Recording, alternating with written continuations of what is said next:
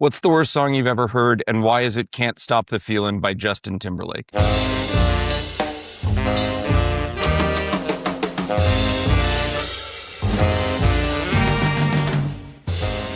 Hello, and welcome to Expected Own Goals Trolls Edition. I'm your host, Eric Morgan. And I am Evan Davis. Welcome to this week's edition of What is Kansas City? What is Kansas City not? Today, we decided this was going to be the week where we really dig into it. So stay with us for that. Did we decide it was this week, or had we been waiting for a reasonable time to talk about it, and then both of us watched Gotham, Kansas City, and we're like, it's time?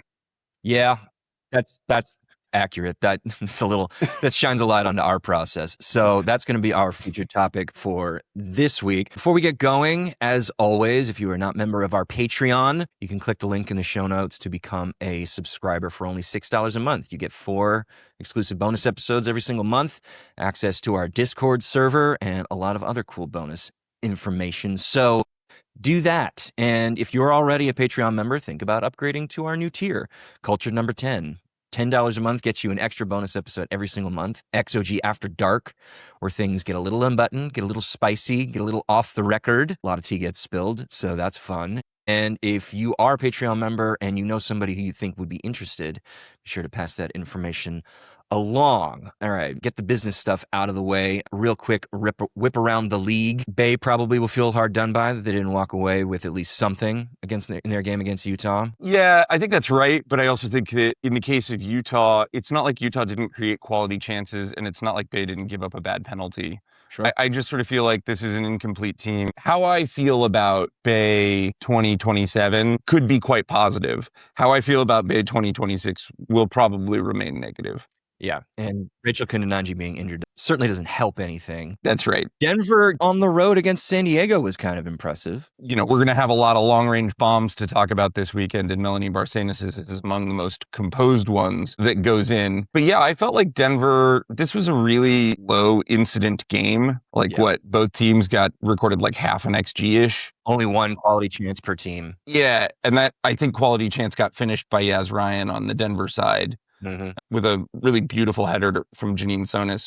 Look, if Denver's going to make their playoff push and they're still very much within range, grabbing results on the road against San Diego is kind of like the good stuff that you need to be doing on that push. Yeah, what good stuff did Chicago do against Seattle? You know what the only good thing is? The top line score really doesn't reflect the game. And if you want to give Katie Atkinson some credit, Katie Atkinson faced 3.3 something XG, right around there, and gave up only 1 goal on a tap-in after she'd already made a save from Maddie Mercado, or, after the ball bounced around and got past her. Yeah, it's little tighter on the actual finishing quality, 2.2 post shot XG that she faced, but still that means that probably she should have given up 2 or 3 goals and she only gave up 1. So Katie Atkinson, as we have noted with interest, seems to be all the way back as a shot stopper. And as for Seattle, man, playing Chicago really can make your attack look good, doesn't it? It's just I want to be cautiously enthusiastic about sort of what we've seen in elements of Seattle's development of their talent. But this game, Seattle basically, there are European bombing campaigns from World War II that were less brutal than what Seattle did to the Chicago box. Truly, you look at that shot cluster and that shot map, Seattle's A, getting all the right shots, and B, they just didn't capitalize on them, but that was bad luck more than anything else.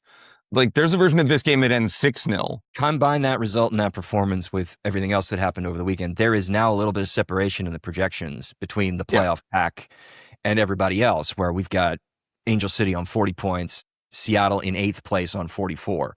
So that's a meaningful difference. We'll see if that keeps up, but very encouraging for Seattle's playoff prospects. I'm enthusiastic about what we're seeing from them. How do you feel about the late-charging, fast-charging, unstoppable force that is Racing Louisville as they power their way toward the playoffs with a 4-1 demolition of Boston? I'll say this. That was the worst defensive performance the Boston Legacy has put up so far this year.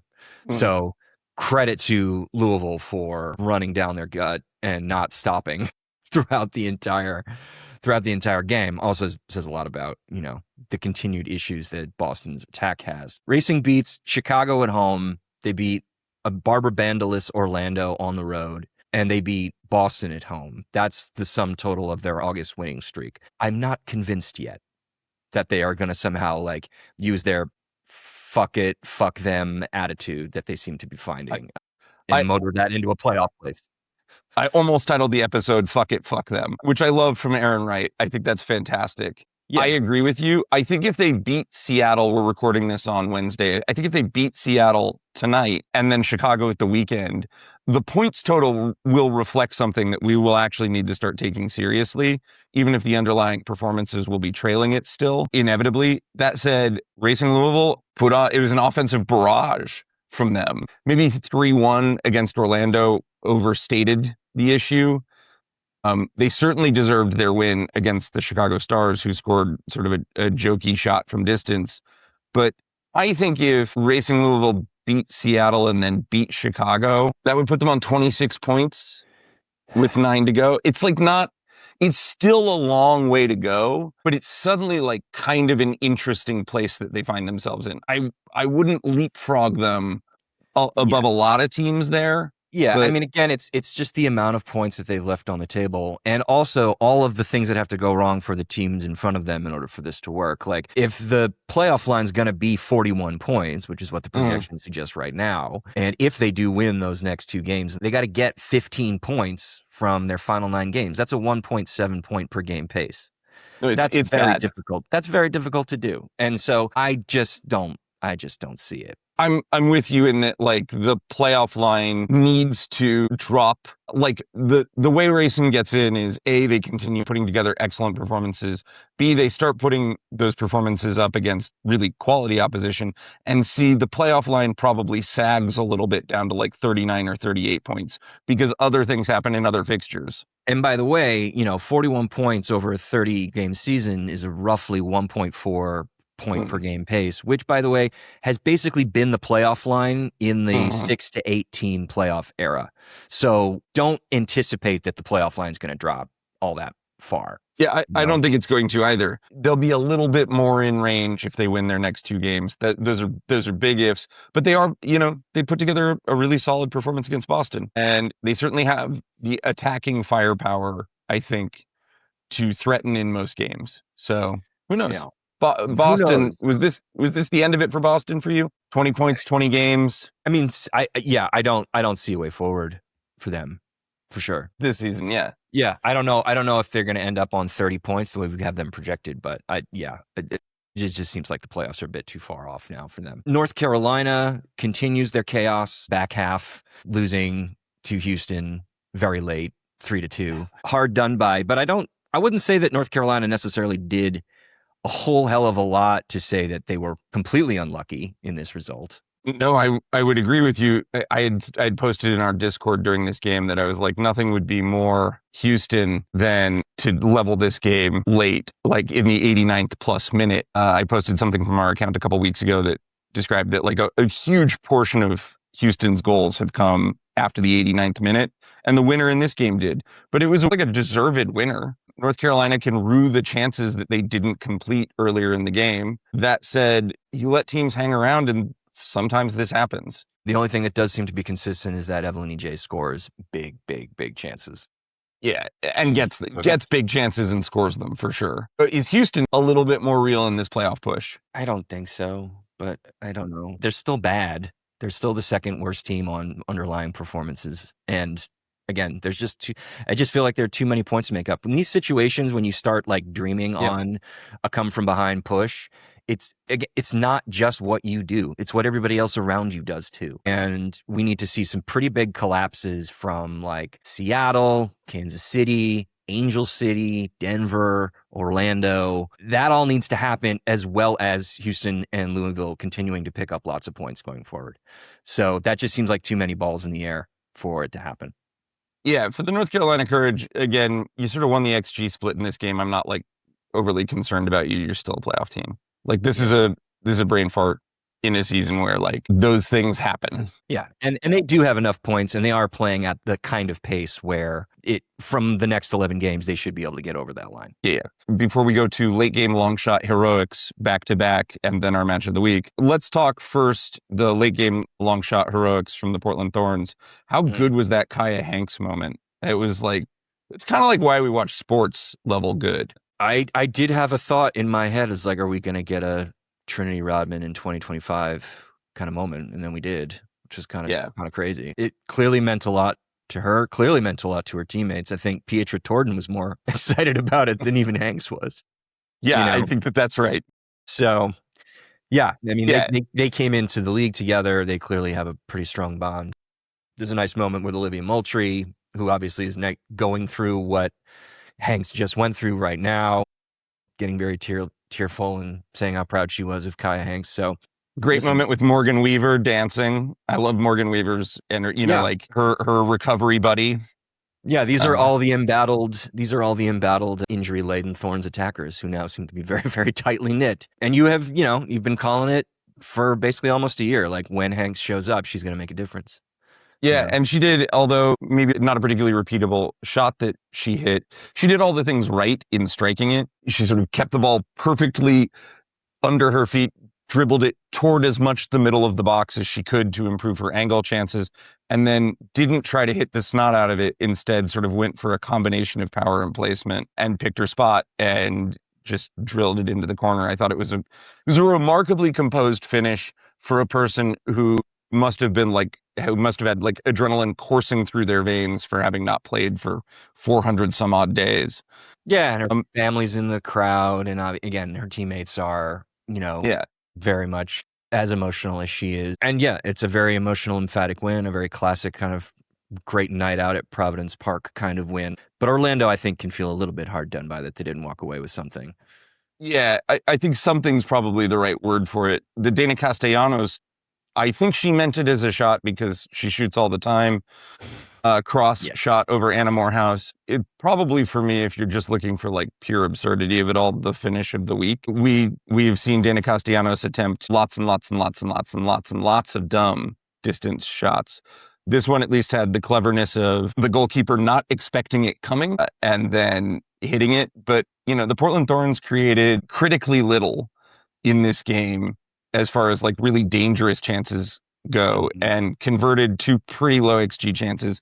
On the flip side, Orlando created very little, and their best chances played off Jackie Ovie's thigh by Mackenzie Arnold for a goal. So this game was, I think, kind of ugly. Orlando, they have Banda coming back, and had Banda for this game. Banda didn't create a lot.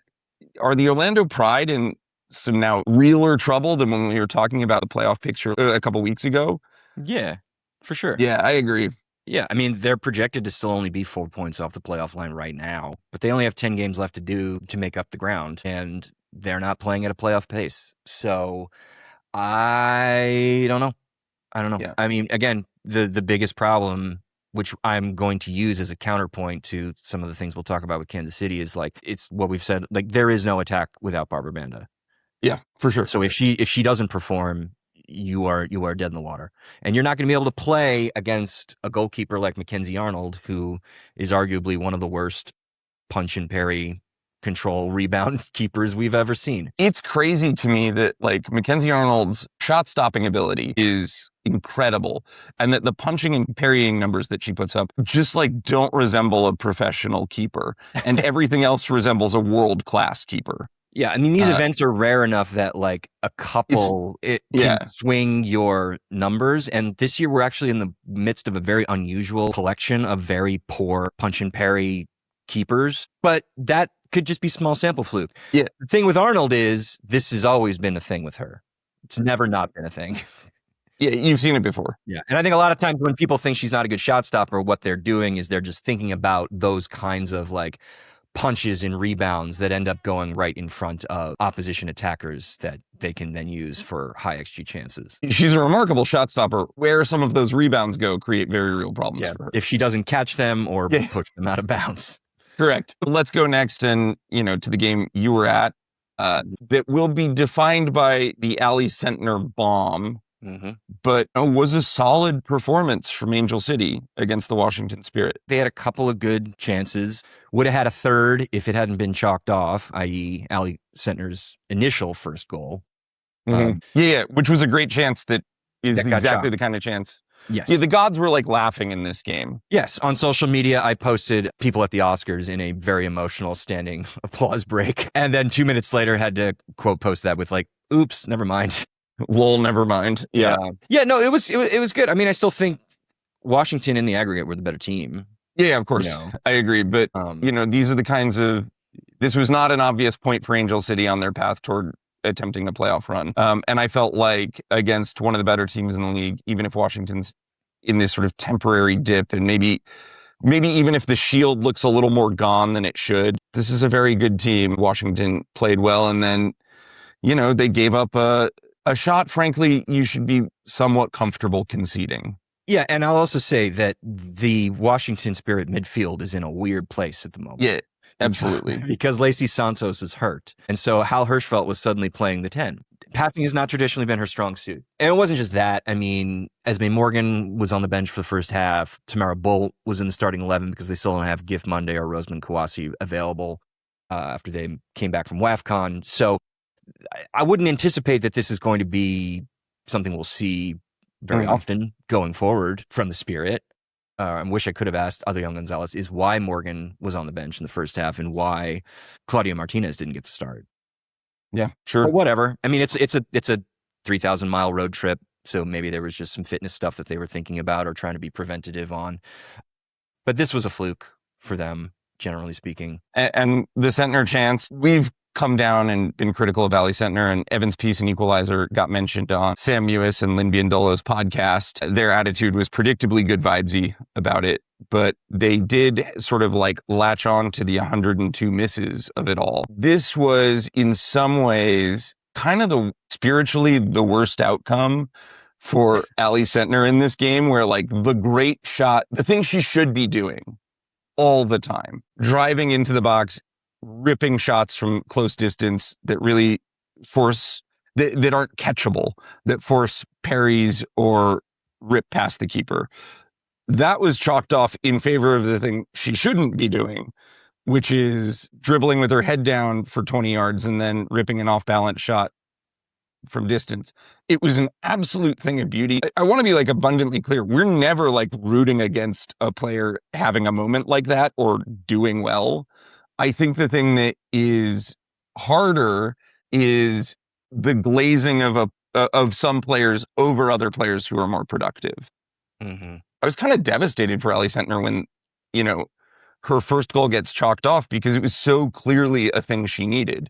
And it was so clearly a thing her entire team wanted for her. Yeah. And frankly, it was a thing that I wanted for her. And I think that you probably wanted for her.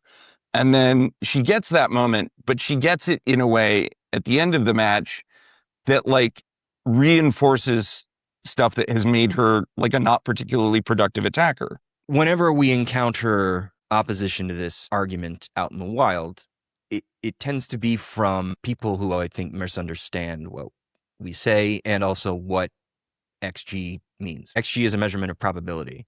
What that means is there is no such thing as a 100% 1.0 XG chance, and there is no such thing as a 0%, 0.00 XG chance, because every shot has been scored at some point. And those kinds of outside-the-box shots that Sentner hits generally are like 0.03 chances, which means on average, over history, they're scored about 3% of the time, not 0% of the time, 3% of the time.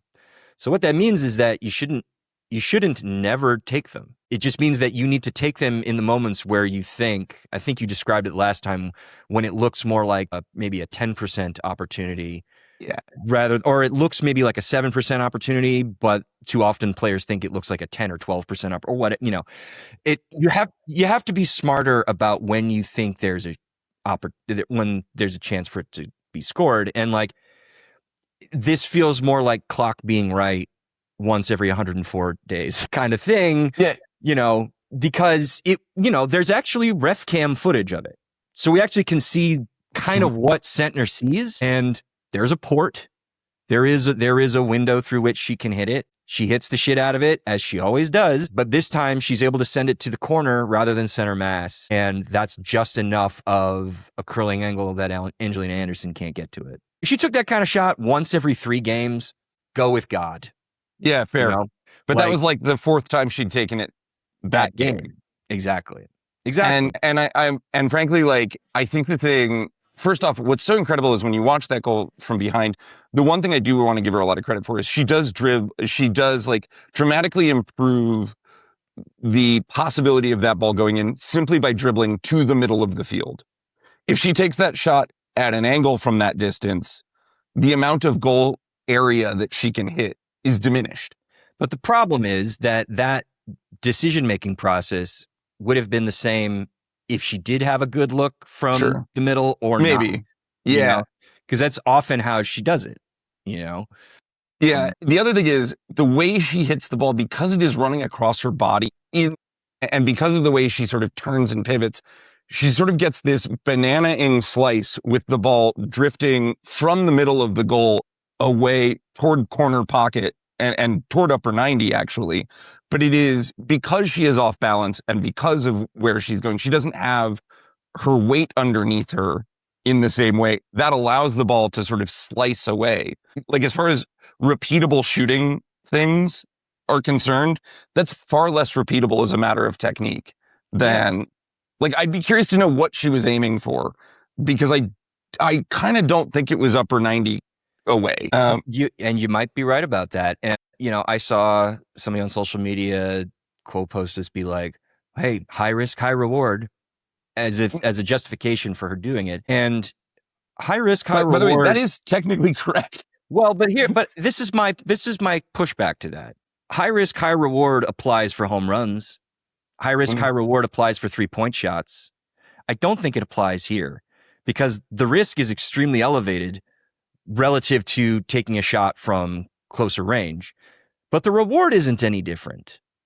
You know, like, the reward is exactly the same as if you took the shot from 6 yards out. So how are you getting a higher reward by adding the higher risk? I get what you're saying. I don't disagree.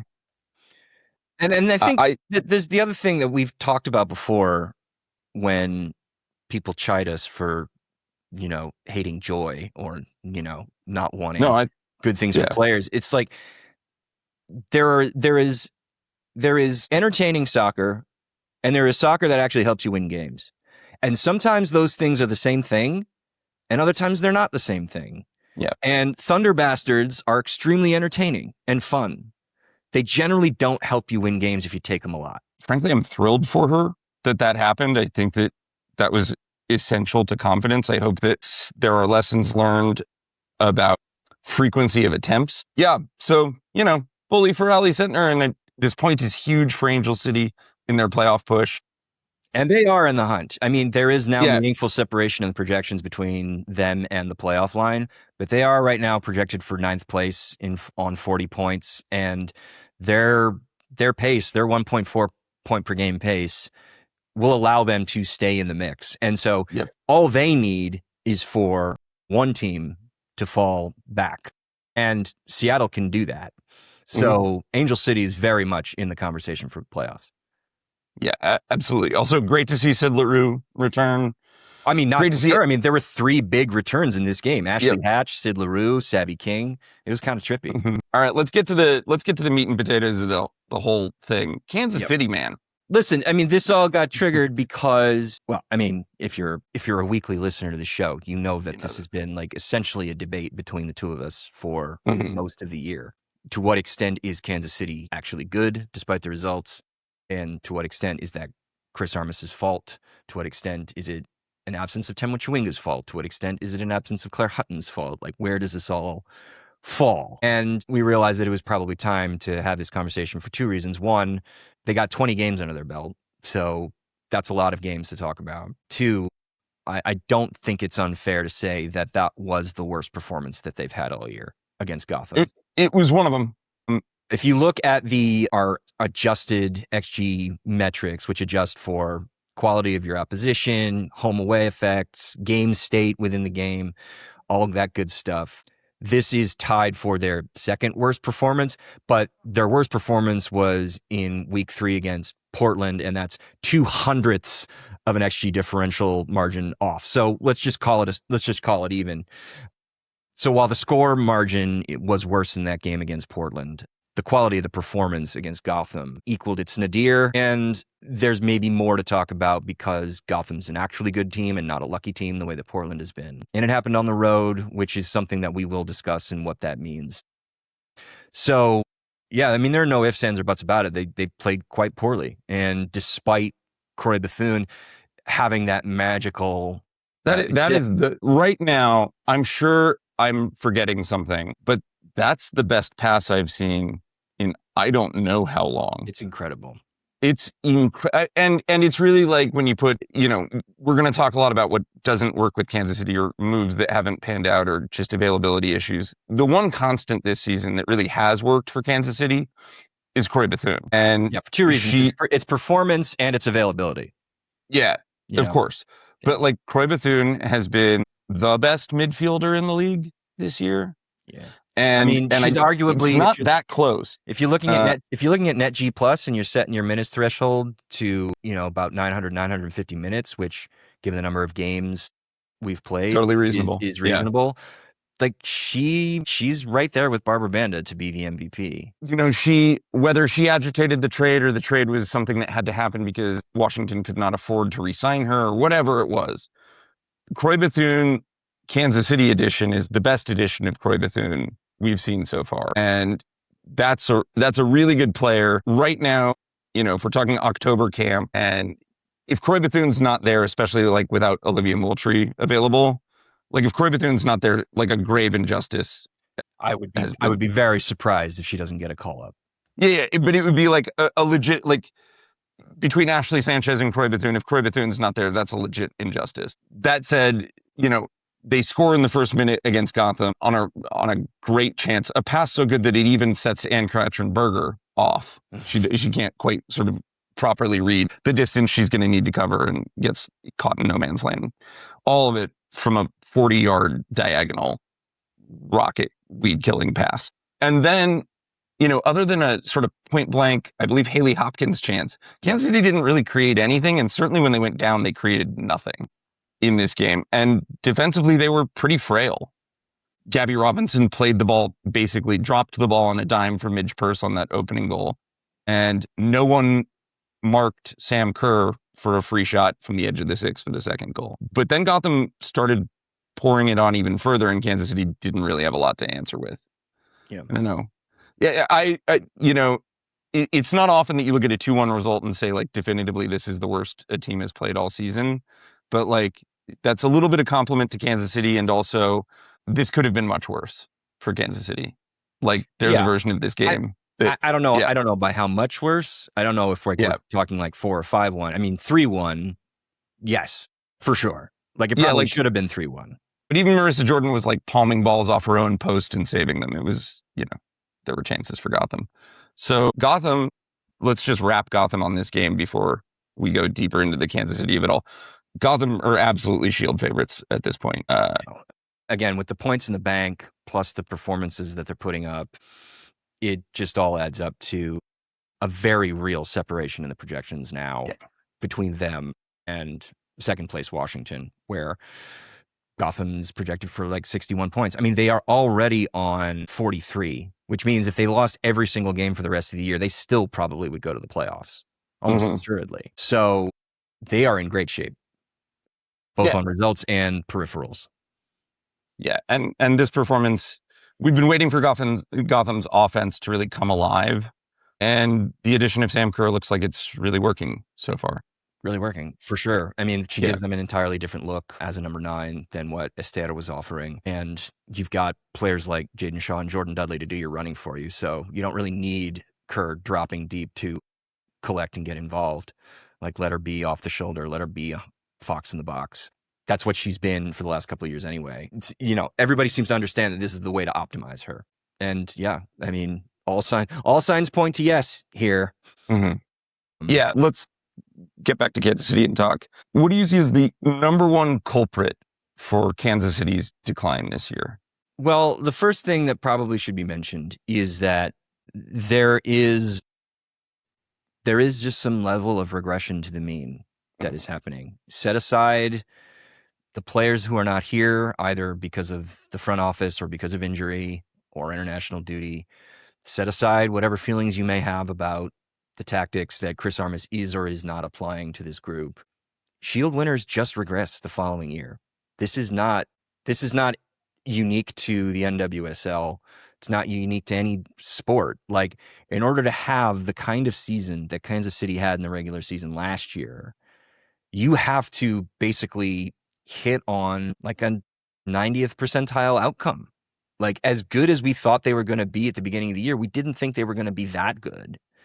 And that is also the story for just any team that performs at such an extremely high level. I looked at a bunch of things with the Shield winners over the course of the history of this league and how they perform the next year and things that change about the team from one season to the next. There has been a 40% drop off in results from last year to this year for Kansas City. That feels high.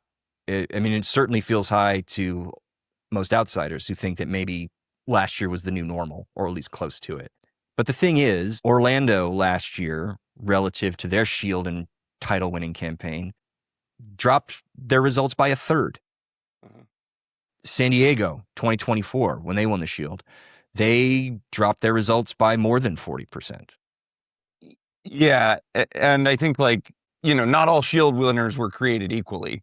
The 2023 San Diego team sneaks it on the last day in a really level field, is not necessarily a Shield winning team every year. But Kansas City and Orlando over the last 2 years are absolutely Shield winning teams, running away with it both times. Whatever you may want to say about the uniqueness of San Diego's Shield win, they fit a pattern. Pretty well established. And, Seattle, the following year, they won the Shield in 2022. They make it to the NWSL championship, but they make it as a lower seed, had to play the play-in round, and their results dropped by 20%. Less than some of these teams we've already mentioned. But now I want to fold in the other part of what I have observed, which is roster continuity. And this actually correlates fairly well, albeit a pretty small sample, when we go all the way back to the Western New York Flash in their Shield defense in 2014. The more players change in your starting 11 from your Shield campaign to the next year, the larger that drop off in points per game becomes. And we have not seen such a severe drop off from one year to the next until very recently, but also the last 3 years have been the biggest swings in that continuity. And I don't think that's an accident. We live in a different world in the CBA era in terms of freedom of player movement, in terms of also behind the scenes continuity. Head coaches, GMs, owners didn't really change much before 2021. And those were the years where if you won the Shield, you were keeping most of your starting 11 for the next year, and you either didn't drop off very much in your results or you actually improved on your results. So meanwhile, we've had Portland in 2022 change their head coach, change their GM. Seattle in 2023 changed their GM and go into their ownership flux that lasted for quite some time. San Diego 2024 lost their GM, also began the ownership transition process and fired their head coach midseason. Kansas City changed their GM, changed their head coach. The only one who didn't do any of that is Orlando, but Orlando also functionally lost half their starting 11 from their Shield campaign to 2025, and also lost, and I think this is most crucial because this transitions us nicely to another topic here, lost Barbara Banda for the second half of last season. And that's actually what I'm including here, in terms of functional roster continuity. Barbara Banda's part of that, and missing her for the stretch run. And then you look at where they finish, what I call their playoff finish, which is if you don't make the playoffs, it's just your table position. And then if you do make the playoffs, it's your whatever round you go out in, whoever is the highest in their regular season, affects that. This is all to say that again, San Diego lost 7 table positions in their Shield defense. Orlando ultimately ended up losing 3 because they went out in the semifinal. We don't know what is going to happen to Kansas City, but like in the modern CBA era of the league, it's just really, really hard to keep your players and to stay really, really good in the way that you were when you were a Shield team. So that needs to be said first and foremost, that like regression was inevitable.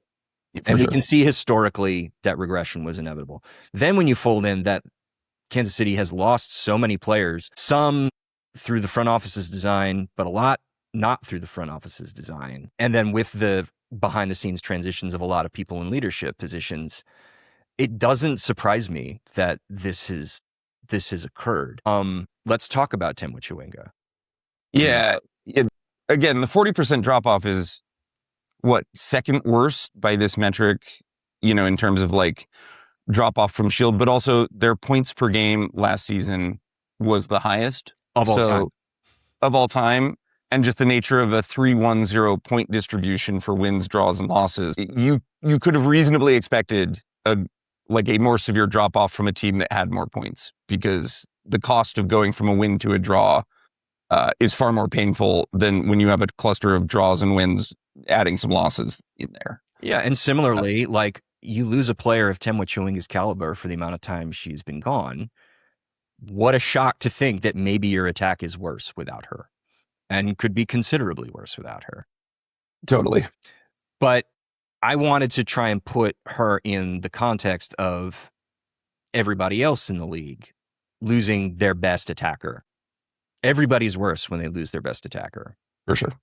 It's just a question of like, by how much, and how much is their small sample noise affecting that? Like, for example, like Gotham's actually been better without Esther, who still is their top XG. It doesn't acknowledge that they added Sam Kerr in the same way. But exactly. Yeah, that's right. No, that's what I mean. Like there are flukes surrounding that is clearly affecting that figure, and it's 5 games. That's on the higher side relative to the league of how many games you've been without your top XG generator, but it's still only 5 games, and it's 5 games that are all happening in a row in a very specific period of time, as you say, related to other roster changes. So let's maybe put a pin in that. Same thing with like Denver being better without Melissa Kusler. Is that because Melissa Kusler was dragging them down, or is it because right now they're just going through a period of like decent attacking performances now that she's been benched? That's tough to detangle. What is really important to not acknowledge is that Temwa Chawinga has been missing for half the season in terms of games where she's either started or at least played for a full 45 minutes. Half the season. That is by far the largest percentage of games missed for a team to not have their best attacker in the lineup. That's obviously going to have some kind of repercussion, and it's something that Kansas City's never had to deal with since she joined the team. She's never missed more than 3-4 games, I think, in either of her previous seasons with the Current. So for her to miss 10 games out of a possible 20 is remarkable. And then there's also the other stuff, which is out of Kansas City's control, which is like injury to Lorena, injuries to Dabinia, injuries to Michelle Cooper. Like there's only been 1 game all year where you've had Chawinga, Cooper, Bethune, Dabinia, and Lorena in the starting 11 at the same time. Only 1. That's kind of amazing. Yeah, it's tough. In isolation, the points per game without Temwa Chawinga is a brutal drop off. It's a point a game, basically. That takes you from a very serious team, their baseline being 1.9 points per game with their, with Chawinga in the lineup. Mm-hmm. Without Chawinga in the lineup, a 1.1 predicted points per game player. That is legitimately the difference between a team that competes for the Shield and a team that is worried about making the playoffs and maybe isn't making the playoffs. It's huge.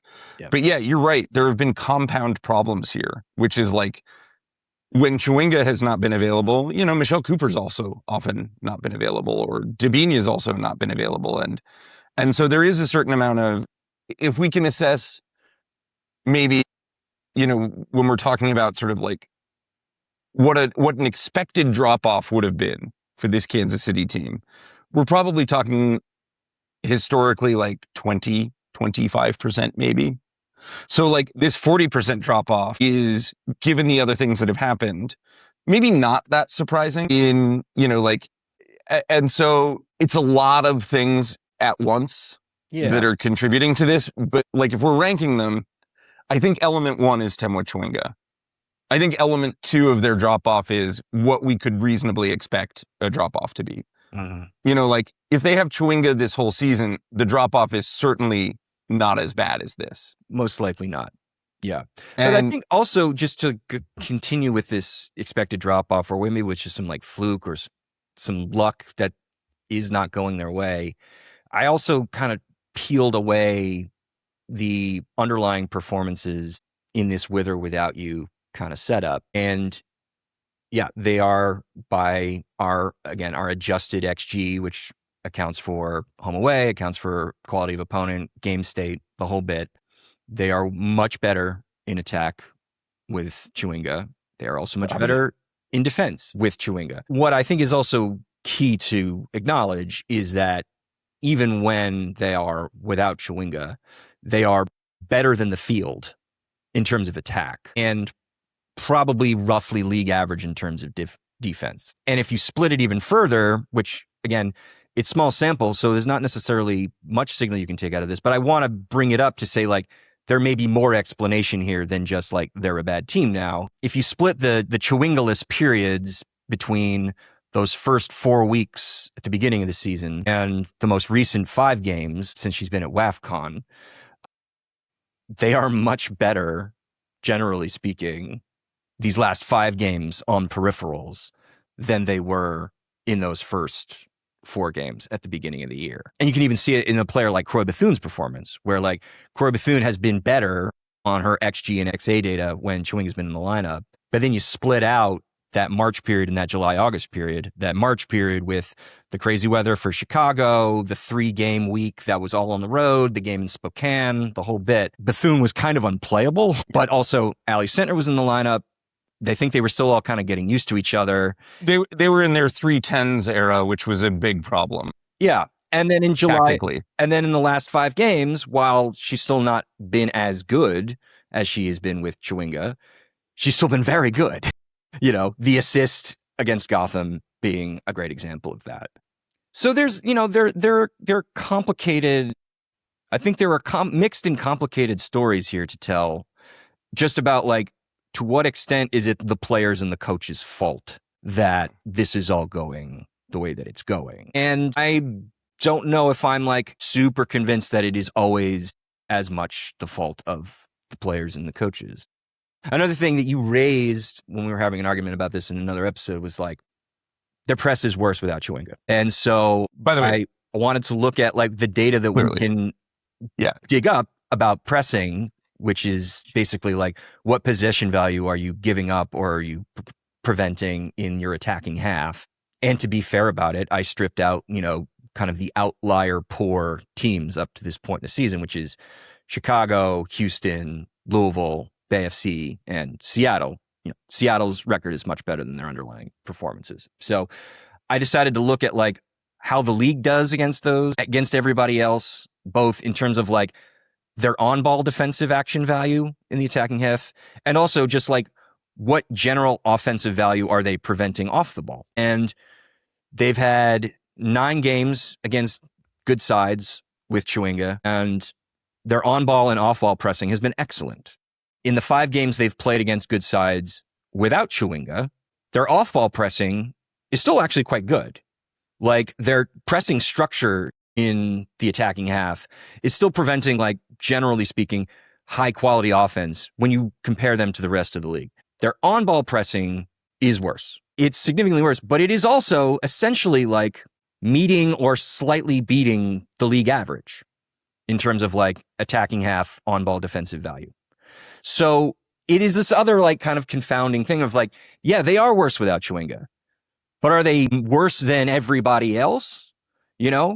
I think so much of like how we've looked at Kansas City's season is a matter of degree rather than sort of like absolute value, because I think you and I are both in agreement that they are a playoff team, That they Yeah, yeah, yeah. they've not only I- like racked up the points to be a playoff team, but they've also performed under the hood like a playoff team throughout the entire year. It's just to like, should we be thinking about them as a Shield contender or a top 4 contender or just a general in the mix playoff group? And I think that's where sort of our paths have diverged, where like it feels to me that no, they're not a Shield contender and never have been, but they do feel like they should be contending for the top 4.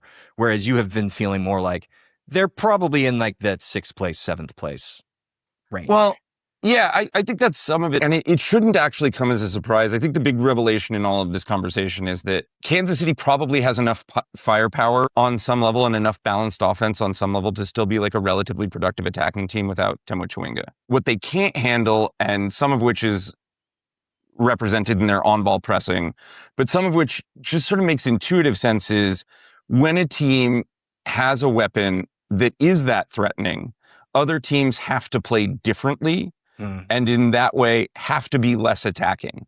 Without Temwa Chawinga, other teams feel less concerned about what Kansas City might do on offense and are able to like free up their right back to contribute into the attacking play. Free up an extra number because Temwa Chawinga is not there. It's the other part also is just like generally when Chawinga hasn't been there, one of Cooper or Dabinia, and sometimes both have also not been there. And so like, it's not just that they like get to maybe play more the way that they want because they don't have to think about Chawinga, but they also don't have to think about Cooper or they don't have to think about Dabinia. And suddenly like a 4 deep fire breathing attack becomes a 2 deep fire breathing attack. And that's just more manageable, you know? Absolutely. And in the games without Temwa Chawinga, initially in the season, I think it would be fair to say that Chris Armas, if you want to give him a grace period on this, was deploying tactics that were actively hurting the team. Whether it was the 3-10 or just like whether you want to just call it like new coach just doesn't have exactly a grasp on his team yet. Now, I think it's probably fair to say that when Kansas City's performance are diminished without Temwa Chawinga, it's really just about not having Temwa Chawinga or Michelle Cooper. Chris Armas has settled into like something that looks like what the best version of Kansas City is and understands that and deploys that. Yeah. Is that team a little more limited because they are without Chawinga? And also some players are older, some roster turnover, whatever. Like, is Chris Armas doing a bang average job post his sort of entry 5-6 games? I think the answer is yes. I don't think he's like adding to this team, but I also don't think he's hurting this team in the way he probably was to start the season. Without Temwa Chawinga, the hurt is other teams can attack you more. Other teams are less worried about what you're going to do on the counter. And that unweights what a game looks like. And you saw that against Gotham. Yeah. Like, how does Gotham handle playing that game with Temwa Chawinga, particularly if they go down that goal in the first minute? It's a real question. Yeah. Because they open themselves up to the most dangerous counterattacking player probably in the world in Temwa Chawinga and aren't able to press for a leveler and then to press to go forward. And I still also want to really underline that the injury absences in the attack haven't been the only places where there have maybe been some knock-on effects due to players getting hurt. Like, they have just, in the absence of Haley Mace, have never solved their right back problem. And correct. I looked at the amount of like offense quality measured by G that they were giving up down their right flank in the period where they had Chawinga and the period where they didn't have Chawinga. And for those 3 months when Chawinga was around, like, they were starting Lainey Rouse, young player, not much NWSL experience before this year. And they're doing a fairly good job of making sure that teams' left backs and left wingers couldn't create a lot of offense. In the 5 games since, Rouse has gotten into some games, but Katie Scott has also been playing at right back a fair bit. And against Gotham, Elizabeth Ball played right back for the first 80 minutes. Not a player who has played much fullback in recent times. That is going to have a negative impact. And we see that like now, just in the last like 5 weeks, they are one of the worst teams in giving up offense in their own defensive third on the right flank. And then the other part is the goalkeeper. Lorena was back.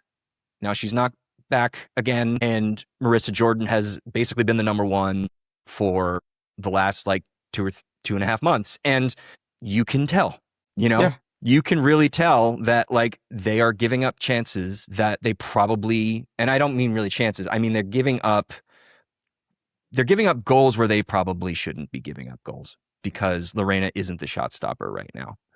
And that is really going to affect you when that happens.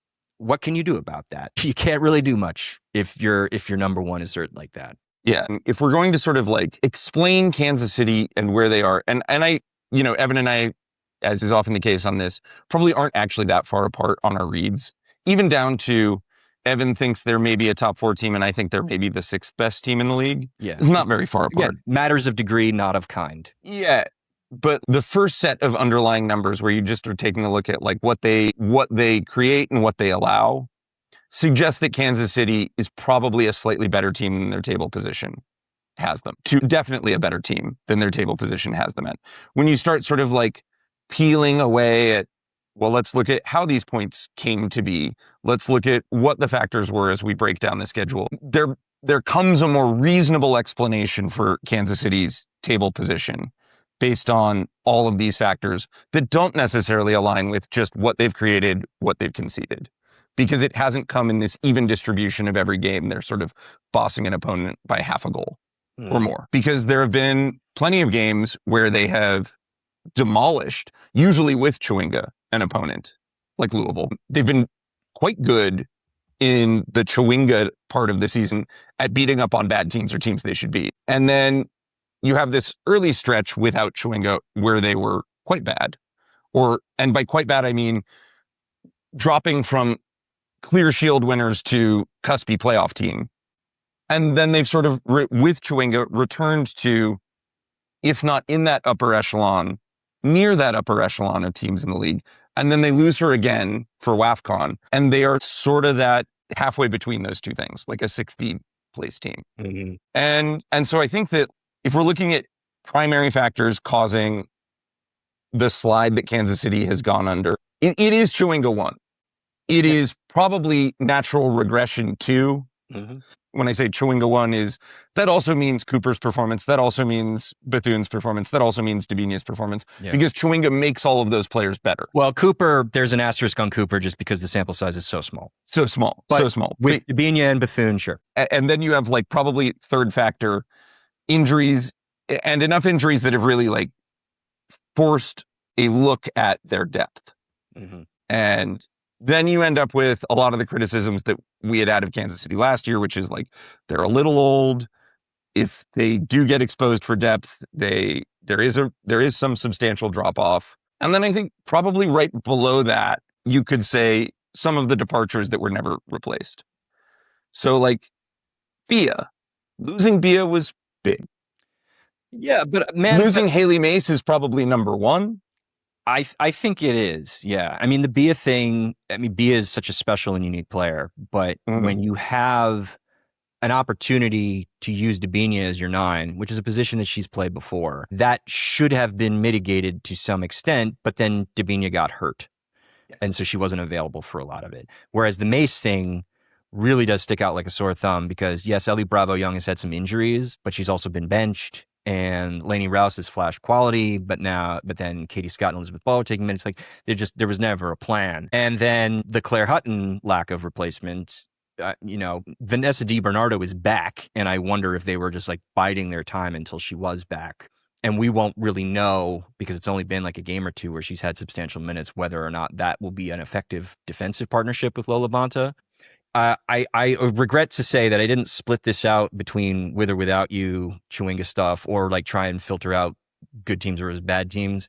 But I will say that overall, across the entire season, the amount of offensive value that they have allowed in their central defensive midfielder zones, as measured by G+, is essentially league average. They're tied with Utah in that spot. So, yeah. Which is a precipitous fall from last year.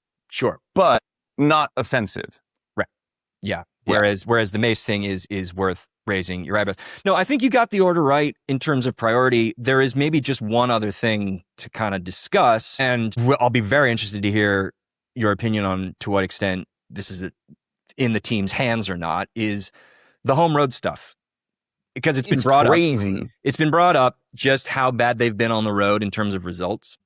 But I pulled some data to illustrate just how out of sync this team is in terms of said home road splits. And before we get into that, I should also say that I ran multiple correlation tests on home record, away record, home expected points, away expected points, the split, the percentage difference between your home and road record and expected record. And there is essentially no correlation in where you finish after the playoffs between how many points you got on the road in the regular season and your final playoff position.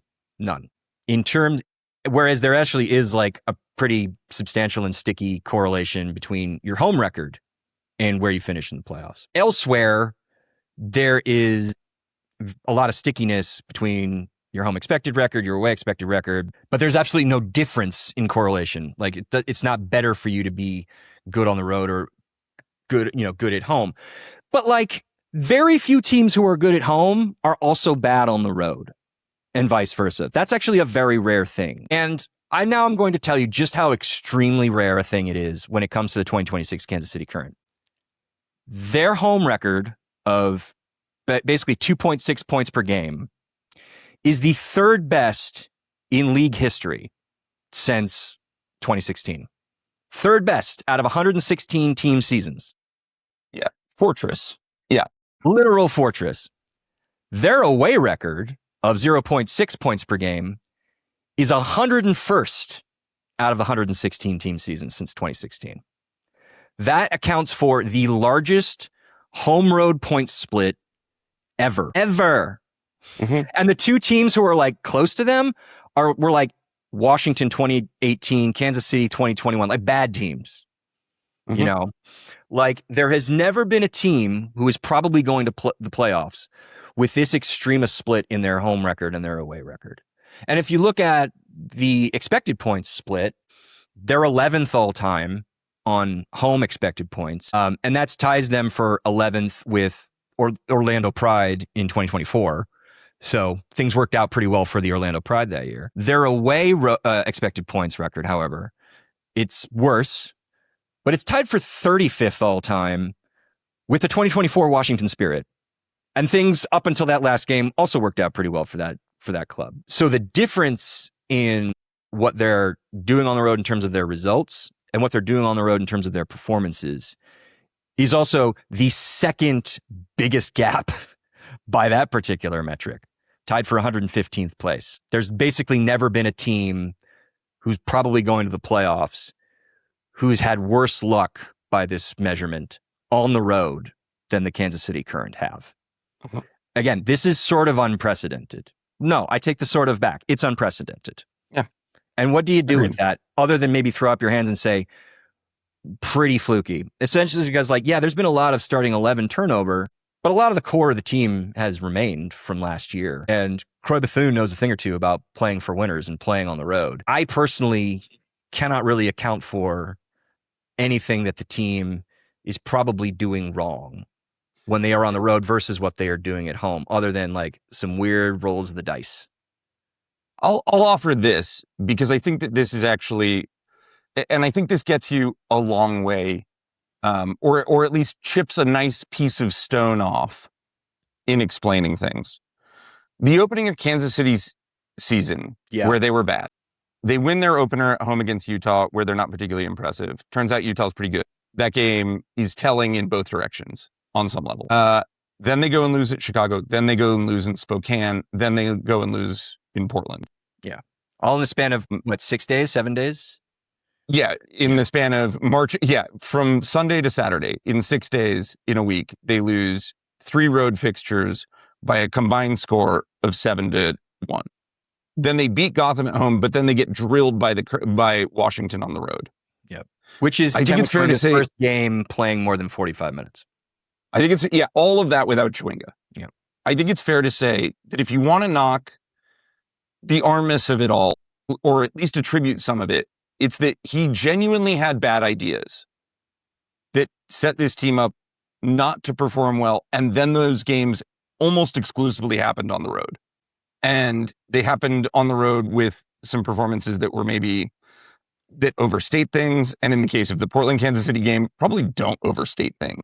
Yeah, I mean, I don't know if I totally align, or just in By the the way, sense I don't of think like, this is all of it. I'm just saying, yeah. if you're looking for a big chunk, yeah, no, like, I mean that week is the worst week they've had probably since Temwa Chawinga arrived. but also just those first 4 road games, Yeah, like on their own, yeah, and they lose all of them, yeah, and they aren't the better team in basically any of them. Yeah, I mean, they were against Chicago, and then the weather did what it did. But yes, I mean, and, you know, the Spokane game is also weird because it was the midweek one, and they had to fly to Spokane. It was fucking awful. I'm sure they were not in the peak physical form. But Portland, whatever you want to say about like how tired they were from that road trip, Portland played them off the park, and a month later, when they were at Rowdy Outy, they got played off the park again. No denying it. And if you want to give Chris Armas some credit here, I think that the Sentner trade, but also just the redistribution of talent, everyone getting healthy, and him figuring out that I can't play all of these 10s at once, that really does explain a lot of, quote unquote, their improvement, or at least them positively regressing. They had a bad plan for a substantial enough portion of the season that coincided with a lot of road fixtures. And then they adjusted for that.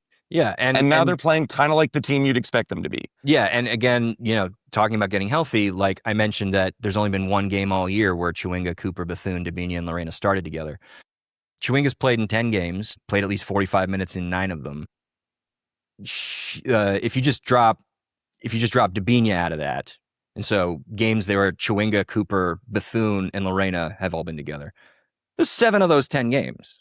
Mm-hmm. And that's a base on which you can build, you know? So, yeah, I mean, by the time you start getting to like their road losses, the loss against Angel City, the loss away at the Orlando Pride, you're starting to talk about games in which like the XG doesn't reflect necessarily the result.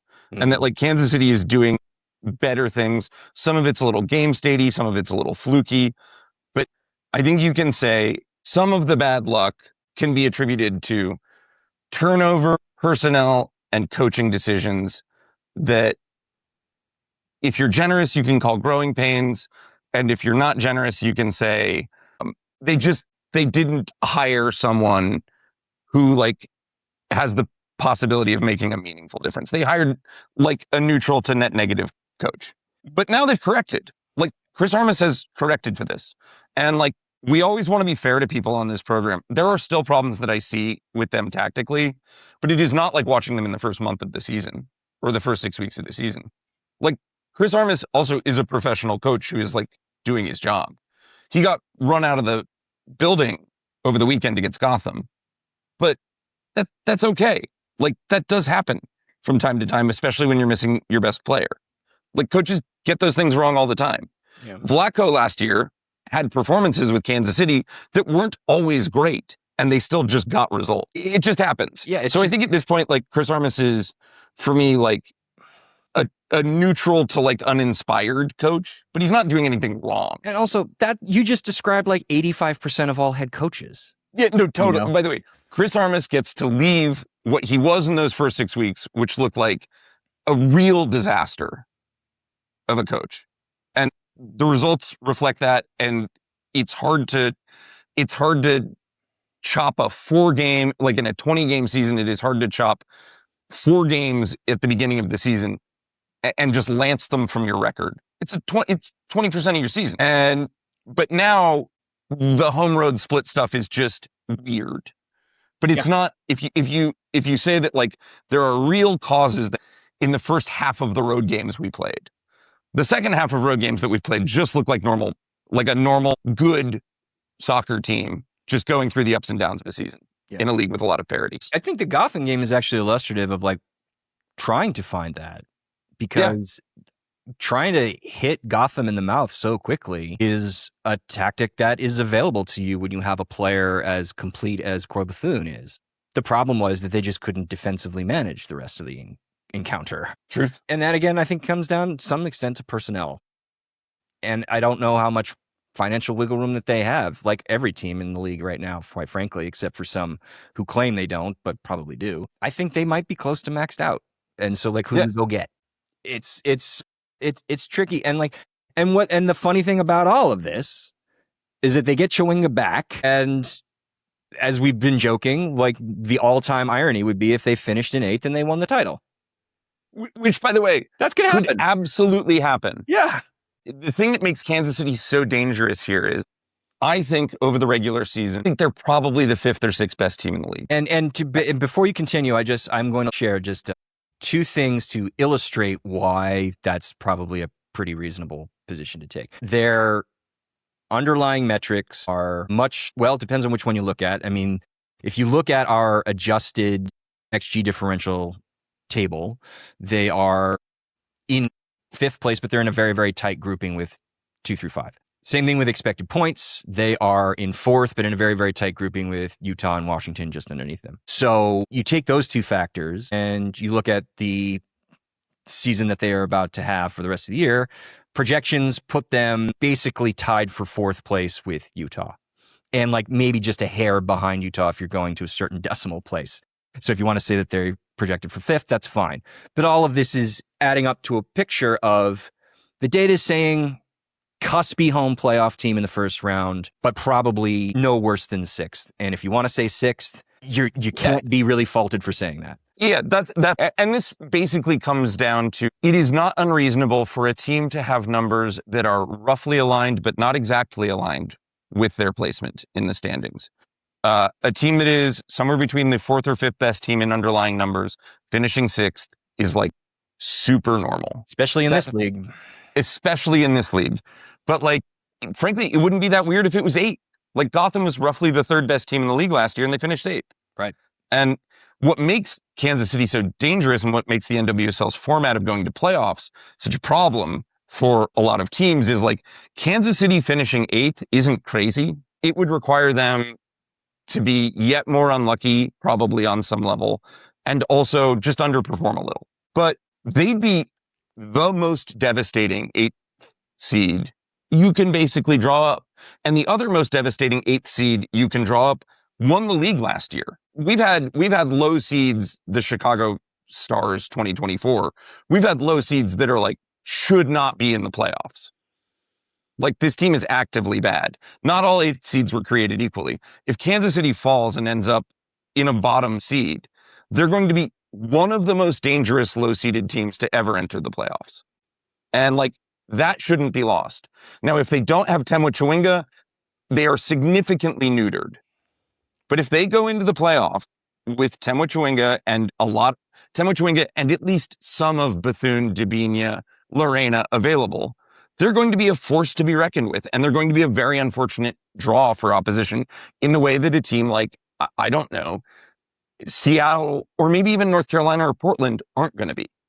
Yeah. What could also happen, because it's 3 playoff games, is they might not have Chawinga and they still could win the whole thing. And also true. There will be an ex post facto argument about, like, you know, the mentality they found to like come together and win, and to like go back to the Racing Louisville fuck it thing is like, that's a story because they won 3 in a row.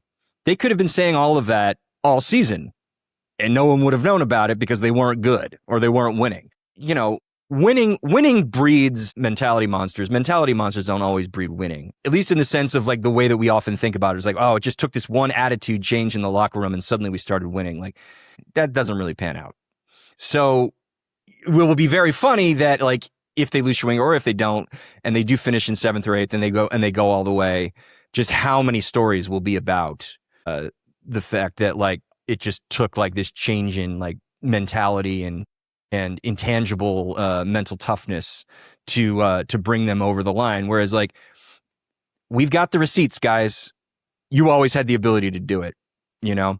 So that's just something to bear in mind. Anyway. The best thing that Kansas City can do, because Temwa Chawinga has either been injured or played an extraordinary number of minutes, including with WAFCON, under an extraordinary amount of travel, is, unlike last season, where I think you can criticize Vlatko for this, is do not run her into the ground. Yeah. like manage her minutes, like manage all of your attackers' minutes down the stretch, because meaningfully, it does not matter whether you finish like sixth or third beyond an opening playoff game. Yep. Agreed. And your full roster on the road, and I know the home road split thing is scary right now, but like your best roster on the road is better than basically any opponent you're going to be drawn against at home. You're not wrong. And what do you the home road split? It's just weird, right? It's just fucking weird, man. And like we can explain maybe a third of it. Yeah, and even I don't really like have a whole lot of like confidence in explaining a third of it, because it's also like happened when Chawinga's been there, it's happened when she hasn't been there. It's It's bizarre. The third of it I feel we can explain is actually just a game block.